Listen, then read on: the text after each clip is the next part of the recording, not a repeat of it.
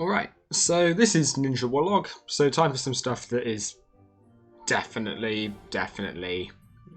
complete extra generality from what you'd normally hear on an intro U video.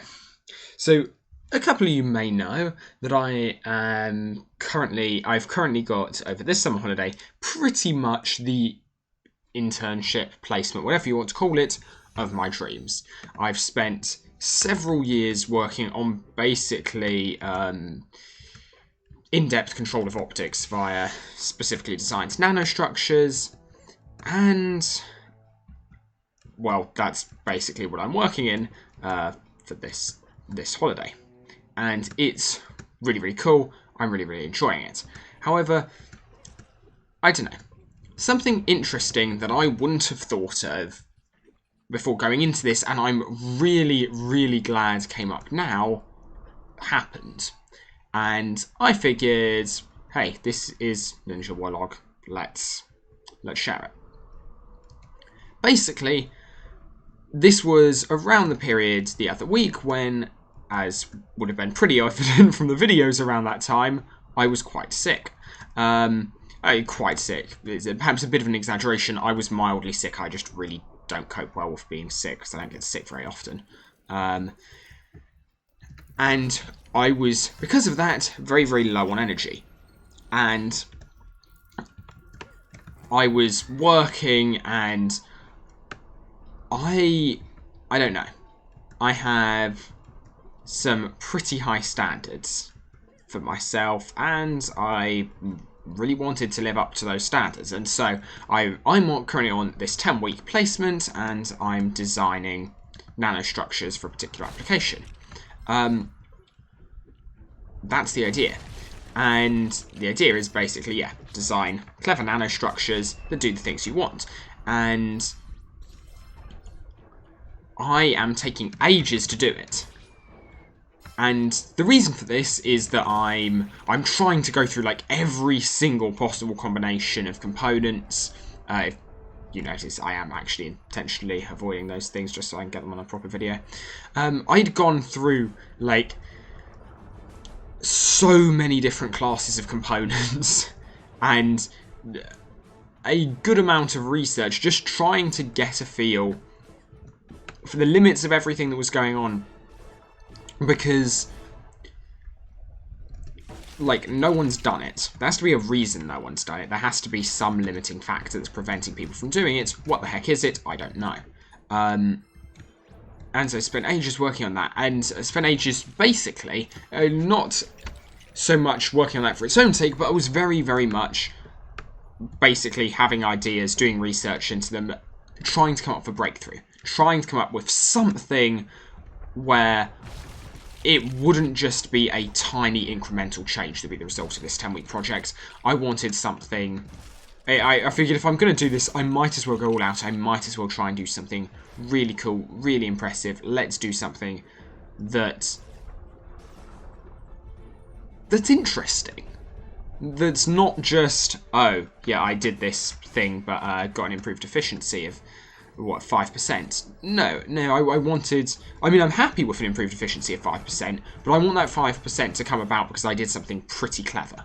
And I'd been putting myself under a lot of stress for that, and it possibly related to the fact that I got sick, because apparently high stress levels put your immune system under, well, stress. But anyway, I basically went and my supervisor is an utter legend for this thing. Like, he's given me, like, I can imagine some supervisors, and in fact I've known some supervisors who are kind of like, oh yes, you must do exactly this. So, like, perhaps I'm exaggerating, but people were on a scale of how controlling they are as supervisors. And my supervisor, I nearly said his name now, would have had to, well, edited it out, but more likely just cancel the whole recording because editing's effort. And yeah, so I went to talk to him because, yeah, he's brilliant, and I figured I'd be interested, like, this is, if I'm having this on a 10-week project, what I really don't want to happen is for me to go into research, which is what I want to do, and 10 years down the line, still be finding myself with exactly this same problem. And he gave me some advice which I think to a certain extent probably holds for most jobs, which is why I thought I'd discuss it. And it was basically, I don't know, it wasn't anything you would necessarily think of as like hugely groundbreaking, but it was something I hadn't thought of, and if many of my viewers are around my age, it's something they might not have thought of either. Wow, I'm bad at this game. It's literally like the first enemy I've properly fought and I died. But yeah, what was this great piece of advice? Basically, it was the following. If something is worth doing, not just worth doing in terms of money, say, but worth doing to you, like personally to you, then you are going to stress yourself out about it. You are necessarily going to stress yourself out about it because it means a lot to you. So of course you would. It would be odd if you didn't. And this was it's pretty obvious, like logically speaking. But I hadn't really thought of it this way, and I don't know, I think it's something which I'm really glad I thought about now. If I go into something which I truly care about, I'm going to be stressed. And there are definitely going to be times where I don't have a good time because I'm stressed. And that's, if I get to the place I want to go, I'll be unhappy for it. But if I didn't realise that place. Does that have physics in DLU? I'm getting sidetracked. But if that has physics, that's really interesting.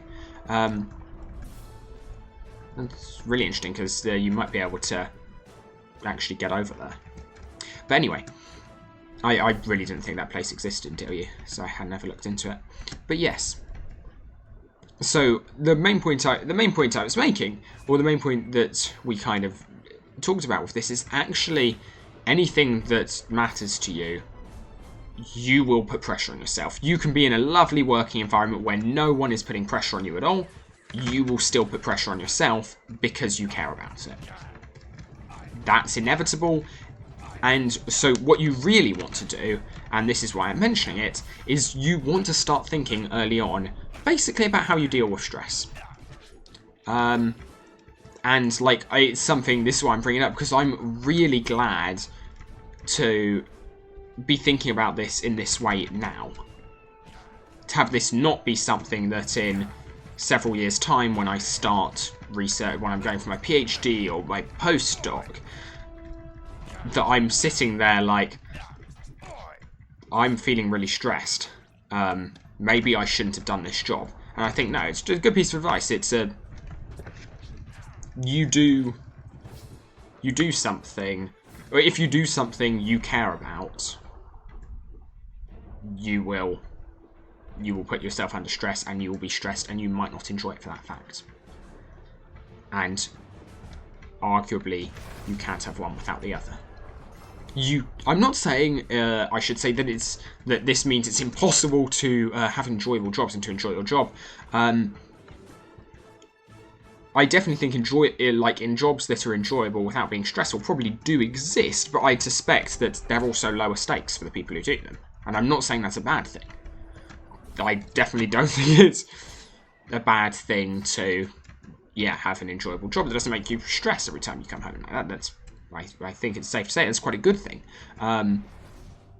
But from my perspective, it wasn't... Nice nudge, discover that. From my perspective, it wasn't something I thought about, and I thought other people may find it interesting, a discussion to have. Also, in part, I just wanted to, I don't know, talk about something that wasn't LU on here. Because I spend a lot of time playing LU on here, and I'd just like to talk to you guys somewhat more casually, for once. So, yeah. And this was it, and a bit of really, really good advice I got given. But yeah, if something means something to you, of course it's going to stress you out, and you're going to put pressure on yourself. I mean, okay, I guess that's like saying any relationship in life with anyone, in any, like, this isn't romantic, this is anything will always stress you out. And I guess that's not true. So, so maybe that's a false conclusion, that that anything you care about will stress you out. But I don't think it's far from the truth. I don't think it's far from the truth a lot of the time, especially because, well, certainly in something like research, in a relationship, there's, like, some giving both ways. In research, physics really, really doesn't care. Like, this isn't even a question of the community, per se. Like, I'm not doing physics for the community. I'm doing it kind of for the enjoyment I get out of it, or not even the enjoyment I necessarily get out of it, the fact that I find problem solving rewarding. And I think that's, for a lot of people, I'm saying this because I don't think it's just applying to me. I think it will apply to, like, most jobs. It's the difference between finding something rewarding and finding something enjoyable. And I think it's an interesting dichotomy, honestly. And I need to leave, which is why I did a short kind of talking thing. But it's an interesting dichotomy, evolution-wise, because we typically enjoy things. Evolution tells us we enjoy things which are good for us. We enjoy sweet things because, okay, not because sugar is eternally and all-powerfully good, but because in the wild, when you found sugar, you should probably eat it.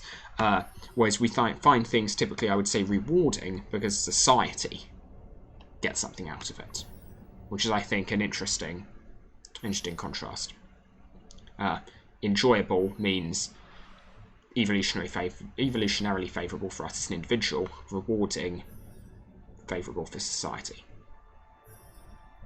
It's a thought. Bye. I don't know how to end this.